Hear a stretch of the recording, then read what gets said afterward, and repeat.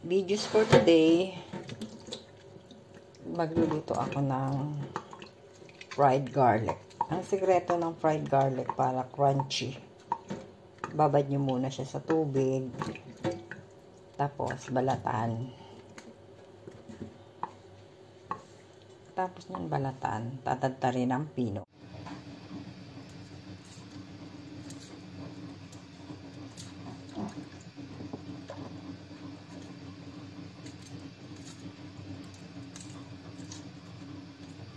Mabilis na siyang balatan guys pag nakababad. Babad nyo siya ng mga 10 minutes or 30 minutes.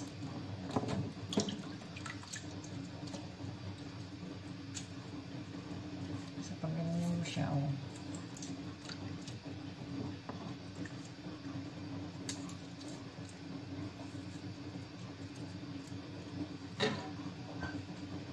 Ito na yung nabalatan. Ayan.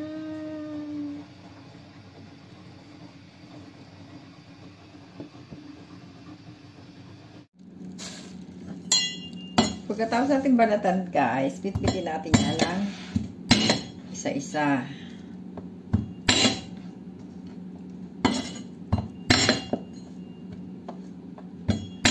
Diyan.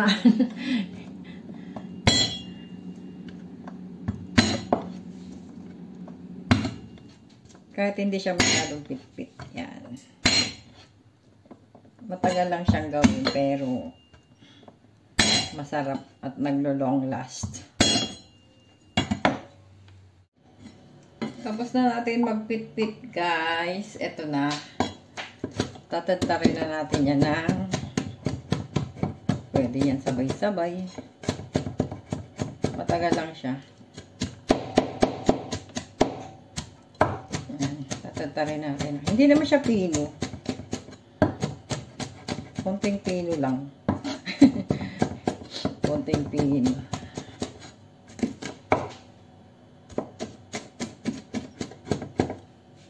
Yan.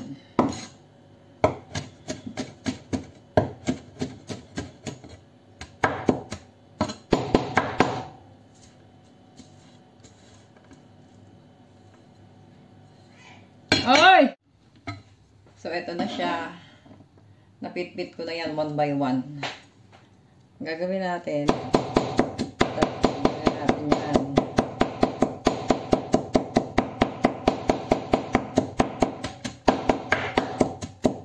Hindi naman natin siya pipinuin. Meron din siyang medyo malalaki. Kailangan lang siya pantay kasi pag pinirito, yung iba sunog na, yung iba daw pa. Ganyan ang gagawin natin. Pipinuhin natin. Okay? Eto na. Natadtad na siya.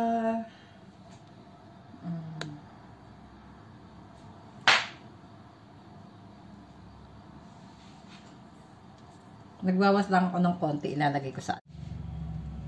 Ito na guys ang gagawin natin sekreto na sinasabi ko sa inyo.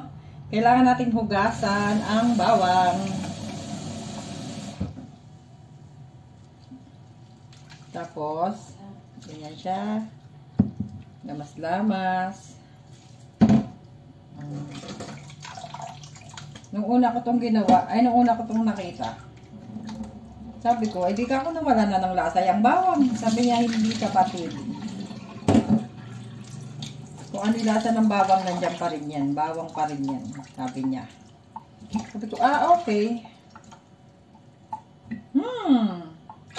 Lasang bawang. So, ayan. Hugasan muna natin siya. Pagkahugas po, kailangan natin pigain para matanggal ang tubig. As long as nakaya nyong pigain yung bawang, mas maganda.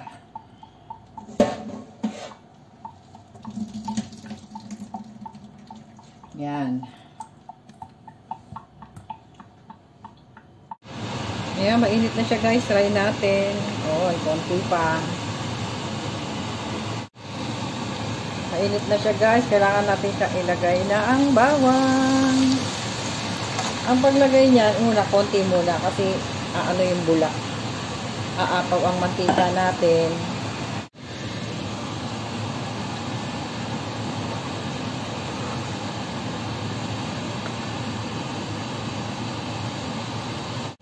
Ayan guys, malapit na siyang mag golden brown.